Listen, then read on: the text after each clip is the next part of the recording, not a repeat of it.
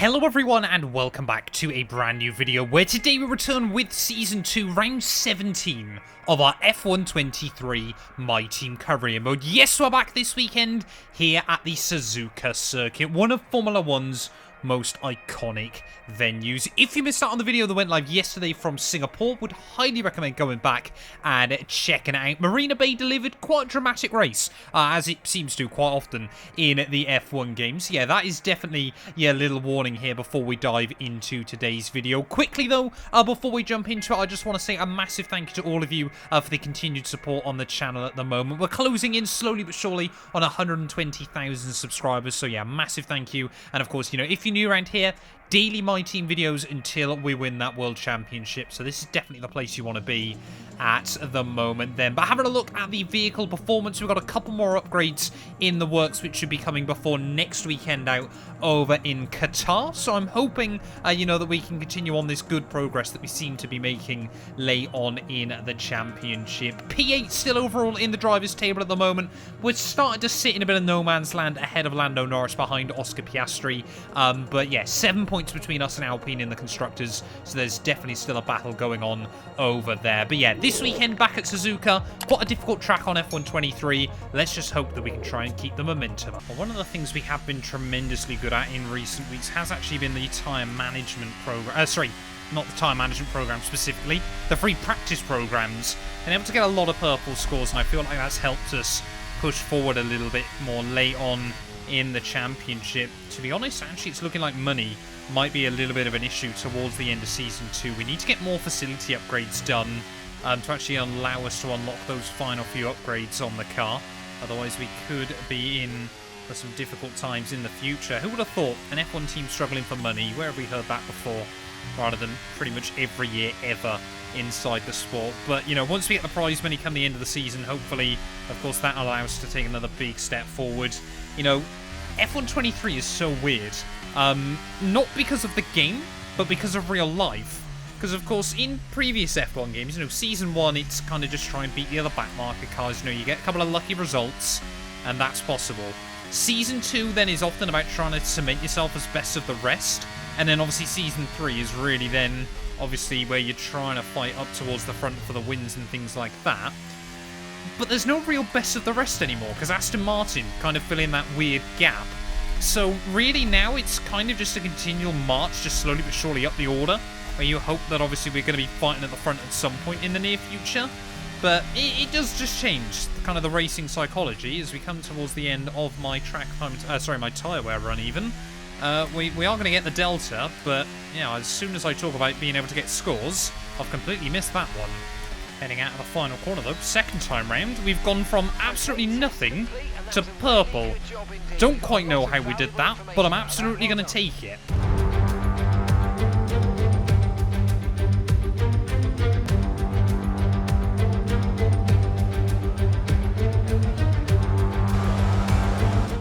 Immediately heading out then onto the circuit here in Q1.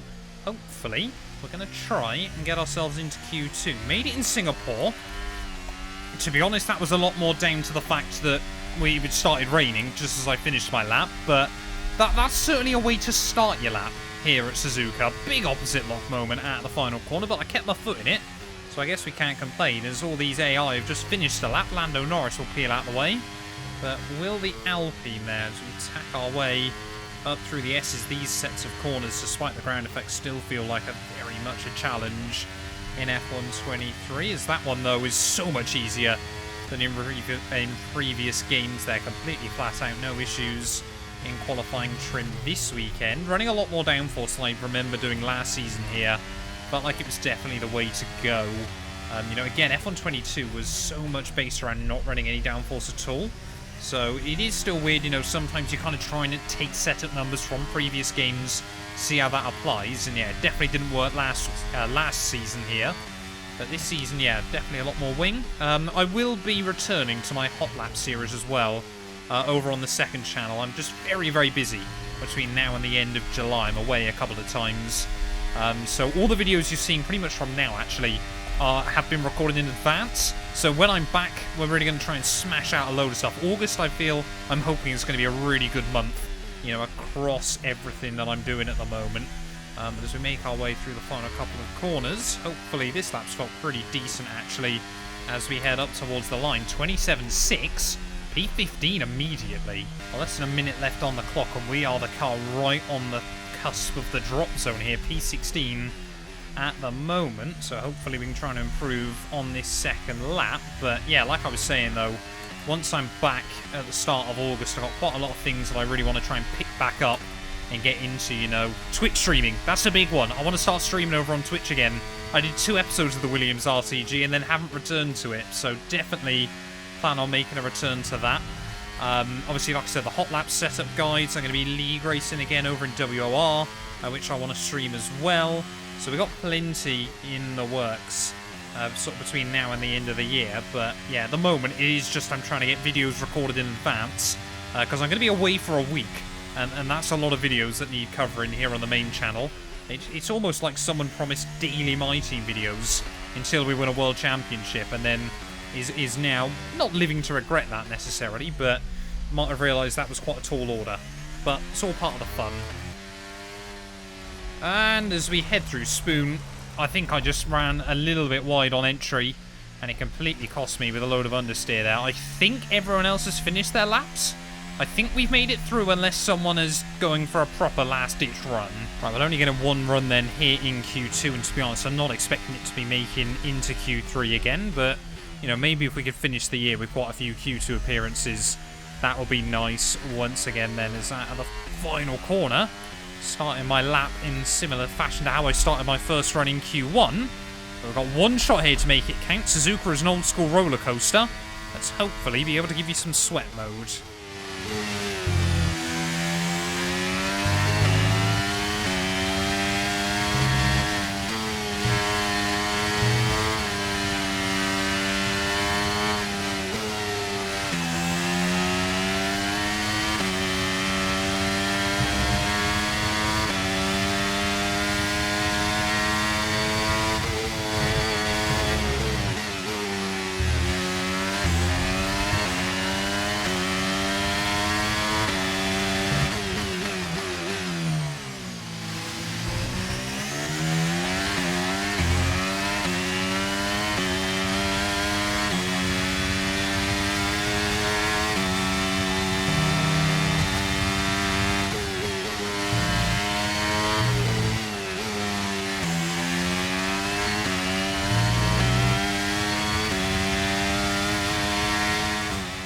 So far, this lap has felt pretty tidy for the most part. We're 3/10 away from Alex Albon, though, to make our way in towards the final couple of corners, so not expecting much more than P16 here. Try to avoid locking through the Casio triangle, attack the curbs on the entry and on the exit. Try to avoid wheel spin again, though, but out of the final corner up towards the line. 27 flat. That's a big improvement over Q1. P14 though, still. Well, I think a couple of little mistakes there at the start of the time did compromise me in the end. But yeah, 4/10 away from Q3. Oscar Piastri, last weekend's winner, out in Q2. They're getting thoroughly outdone by Kevin Magnussen. But yeah, P14 though for us, quite a mixture of cars actually, scrapping just at the tail end of the top 10. Welcome along then to the magnificent Suzuka International Circuit, a stone's throw away from Issa Bay in the beautiful Japanese countryside. What surprises lie in wait for us today at the Japanese Grand Prix? A lap of this historic racetrack covers 3.6 miles. It's the only time during the season that we race on a figure-of-8 circuit. And the drivers can expect some intense G-forces through the 18 corners on offer here as they experience some of the highest average apex speeds on the Formula One calendar. Keep an eye out for overtakes into the final chicane. Before we begin, let's take a quick look at the grid lineup for today's race. What a qualifying yesterday for George Russell. He'll start today's race from pole position. And Lewis Hamilton completes the front row. Looking down the rest of the grid, we have Leclerc, Sainz, Verstappen, Perez, Gasly, Magnussen, Ocon, Norris, Oscar Piastri, Albon, Stroll, Mr. Monaco, Bottas, Sargent, Tsunoda, Hulkenberg, De Vries, Joe, Liam Lawson and Théo Pourchaire. With lights out just moments away, it's time to go down to the track. Anthony Davidson, a very warm welcome to you as you join me in the commentary box for today's event. They've been involved in a number of costly incidents lately. That's got to affect their mindset going into this race. It's not an ideal situation by any means. When you get into a bad run like that, there's always a risk of frustration creeping in, which can cause more mistakes and locks you into this vicious cycle. Hopefully today they can get through turn 1 cleanly and stay calm for the rest of the race. Okay, this is our engine supplier's home Grand Prix, which means there's a lot of very important people here behind the scenes. I'd love to give them a strong result to watch today, plus a good result might make my post-race meetings a little bit easier. Oh, they got Mark with a bit of funny humour before we get into the Japanese Grand Prix. But here we are then, back at the Suzuka circuit. 27 laps ahead of us, 27 high-speed laps ahead of us as well. Don't forget, around this Japanese GP. Starting on a set of softs, we're going to jump over to a set of mediums later on. I have no idea who Crofty and Anthony Davidson were talking about in the intro. Really hope it wasn't me. Ready on the grid though here for the Japanese Grand Prix. Round 17 of 23, 5 red lights. Nice lights out and away we go there. A little bit too much throttle off the starts. Pierre Gasly going nowhere as we head down towards someone. We got a car trying to look down my inside. That's got to be Logan Sargent who sends the Williams into the first corner. I had someone running to the back of me there. Valtteri Bottas, I think, just clipped my front wing, and I think we both got away with that as we make it into the S's. First time just about unscathed there, yeah, losing 1 place to the fast starting Williams as Oscar Piastri side by side with Alex Albon through the next couple of corners. Race winner versus the Williams car there as having to mash the brake pedal as we head up through Dunlop on this opening lap. Just about trying to make it through clean and tidy there. But Piastri hangs on to the position just in front of Sargent and Sir Lancelot here. So are we going to be able to try and have a look to the inside? Yes, we are. We'll have a look down the inside of 1, maybe even 2, as we round our way through the hairpin. Oh, Stroll even just able to get the run off of the corner in the end, so that was all for nothing through the hairpin there. Yeah, Mark, absolutely spot on. The start wasn't the end of the world. Losing 1 place in any other F1 game in recent years, I would absolutely take it. It's just F123. That's a bit of a shame there, as one of the Red Bull cars seems to have made a couple of places up the start. One of the Ferraris in between the Mercs. Is it George Russell leading the way come the end of lap 1? We'll get confirmation in just a moment. Of course, Hamilton led the early stages of last weekend's Singapore Grand Prix before an engine failure. But this time around, it is George Russell at the front of the field there as Red Bull's up to 4th and 5th. So one of the Ferraris losing a couple of spots. I can't help but feel that would be Carlos. Stroll again braking earlier than I was expecting down at the hairpin. This time around, we'll try and switch him off the exit of the corner. Must have been bare centimetres between the two cars there as we get all the way around the outside of him. Showcasing what this Red Bull powertrain's Honda powered unit, so weird, can really do. I mean, surely if it's labelled as Red Bull powertrains in the game, so surely it should be Milton Keynes that's our home race. Lando Norris apparently with mechanical problems as side by side through 130R. They're had to use the camber to scoop it around the outside, but yeah, Norris running up in P9 I think at the moment as George Russell trying to pull away at the front. So Russell could be about, Lando even could be about to cause a bit of a train. Another similar situation to the one with Lance Stroll last lap, but this time around we'll go right around the outside of Logan Sargent there through the hairpin. Almost spanning it round off the diff, but yeah, somehow hooking it up, and now we've finally made places up off the start of this race. As you can already see, Lando Norris losing sight of Esteban Ocon in the Alpine just in front of him, and now Gasly is going to try and pounce there. Oscar Piastri waiting in the wings just behind them. Already quite a lot happening in just the opening couple of laps here at Suzuka, but that's what this track provides. A lot of thick and fast racing there as Gasly has made it all the way past Lando Norris there. Fairly easy move in the end up the inside down through 130R, but now with DRS enabled for the first time, are we going to be able to get a run on Alex Albon? You can see Piastri there not even using the DRS and will fly past the McLaren car there. So we head down at turn 1, Lando just bailing out of it, Albon still down the inside of myself, but we'll swoop around the outside of the Williams through the first corner, gave him the room. And now how much time are we going to lose to Lando up through the S's? You can see Piastri trying to stay with Pierre Gasly just in front of us. Can we try and get around Lando? Oh, that's so risky taking that curb at the moment.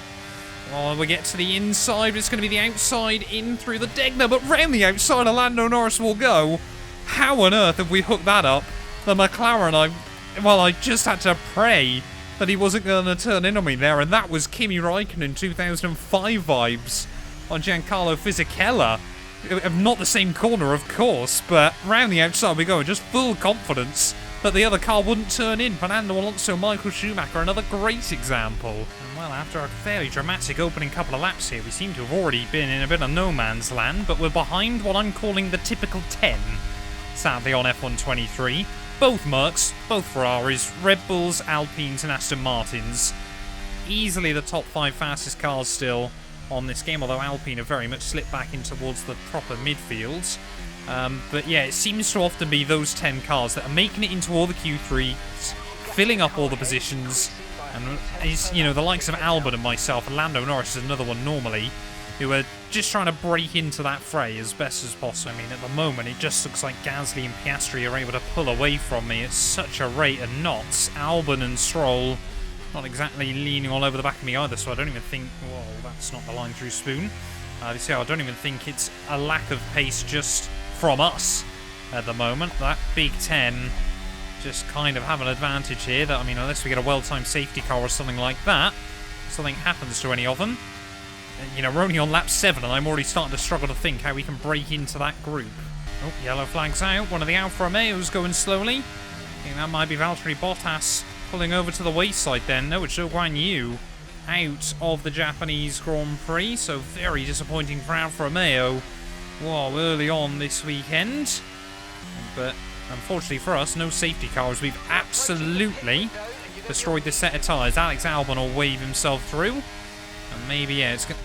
Steady on, mate. Yeah, maybe it's going to be a battle with the Williams for best of the rest, unless something happens to any of the top 10. I mean, yeah, even sitting behind Alex Albon, we're just losing time.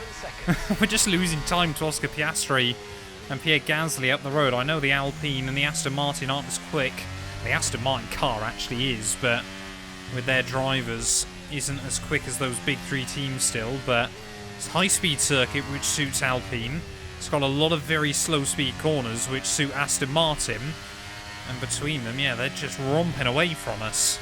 Team want us into the pit lane very early on then this afternoon, just at the end of lap 11, which, to be honest, I was actually considering trying to do a bit of an undercut on the AI there, as having to second-guess ourselves in through the S's. This is one of the things about Suzuka as well, you know, because the dirt on the tyres on F123 has such a bigger impact than previous games. Suzuka is a lot more of a technical challenge, as it should be, like in real life. Just these things, obviously last year's game you could run completely on the grass there on exit and still get the rotation through the second Degner, but obviously with those tweaks and changes, it's made Suzuka feel almost thinner because you can't use the runoff areas and things like that. So it's a bit more of a challenge now, and that's definitely compromising us slightly, of course, because you do have to change your driving style. Well, tyre wear warning light just flashing up then at the end of lap 11 as we follow P11 Alex Albon into the pit lane.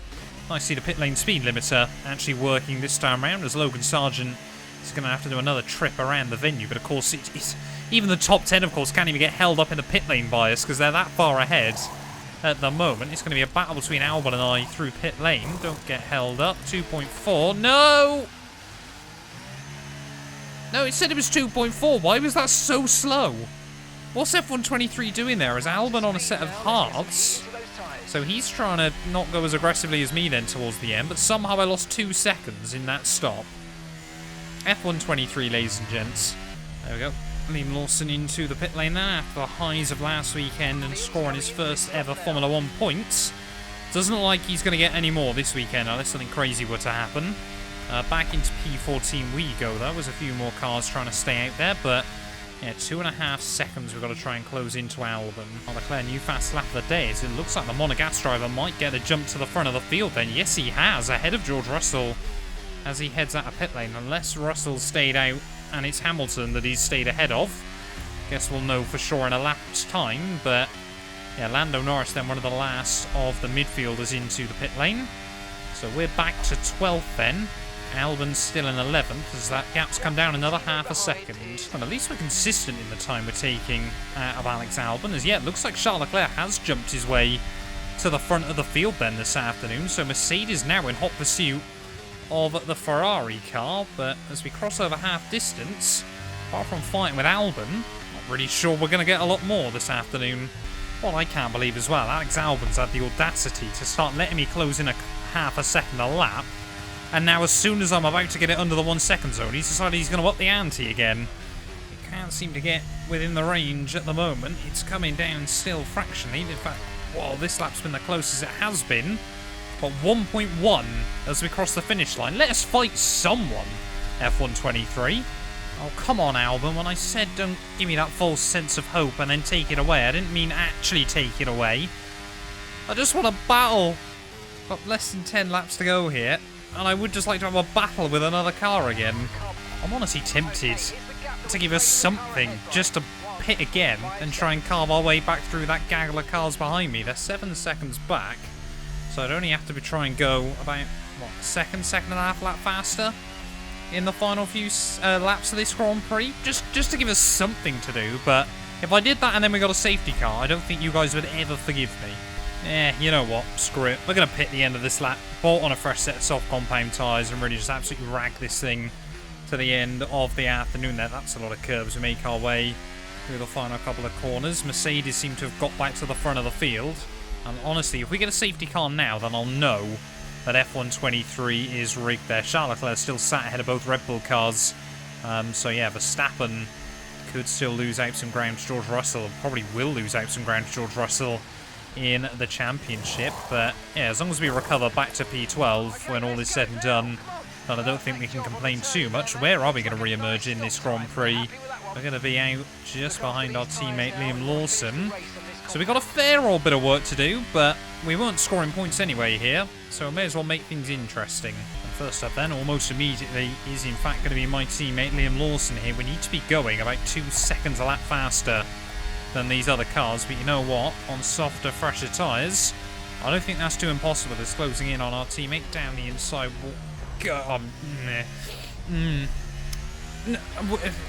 I'm the team boss. I can do what I like. That was not a good move on my teammate Liam Lawson, but we made it through.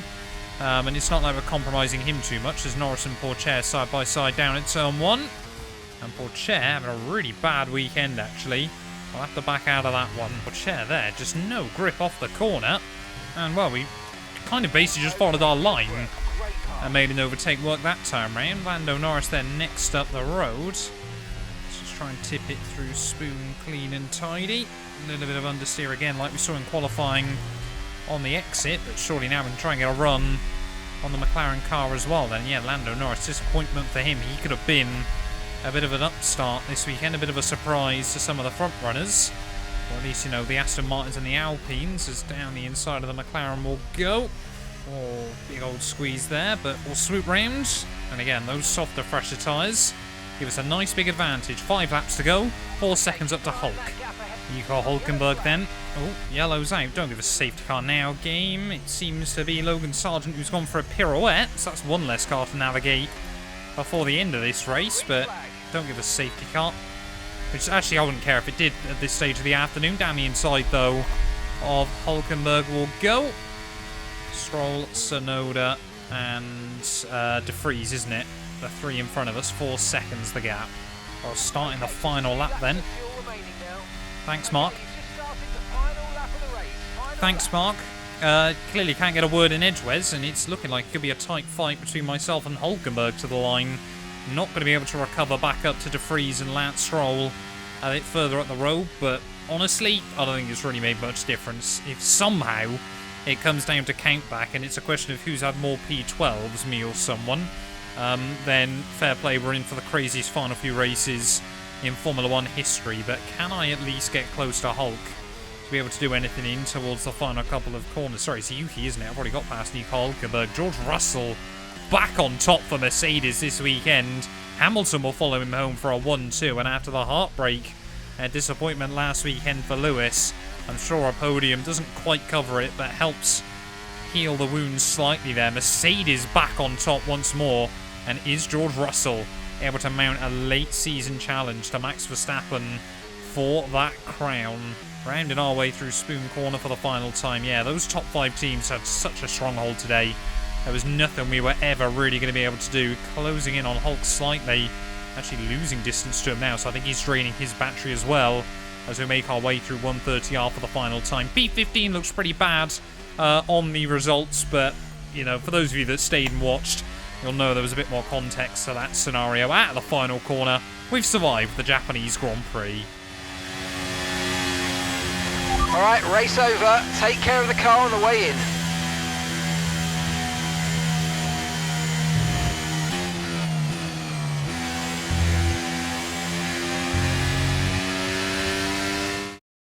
And Mercedes have pulled off a great victory here today. Well, Anthony Davidson, a resounding victory today, but what set them apart from the rest? I feel like consistency was probably the key today. There's being quick, and then there's being quick lap after lap after lap. If you can do that, you can capitalise on other people's errors without making many of your own.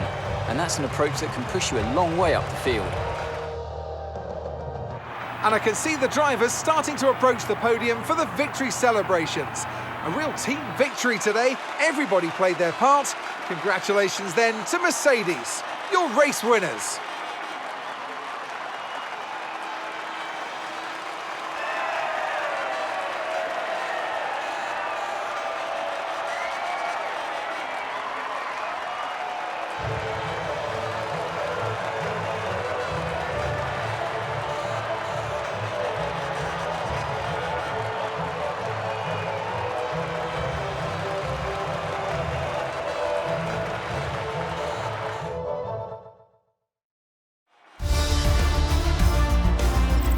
So let's review the drivers' standings. This result then narrows the gap between our championship leader and the rest of the standings. Now, let's discuss, Ant.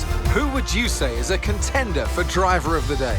Often my go-to would be a driver who's managed to pull off an especially impressive feat during the race. However, in this instance, I was more impressed by Max Verstappen's solid, clean driving throughout the event. Let's move on to the constructors. It was a tough race for our championship leaders who lose ground at the top of the table. There was also a strong showing from the Mercedes team today as they make their way up the standings. Well, what an end to another fantastic weekend of racing. Thanks to everyone who joined us, and we'll see you for the next one.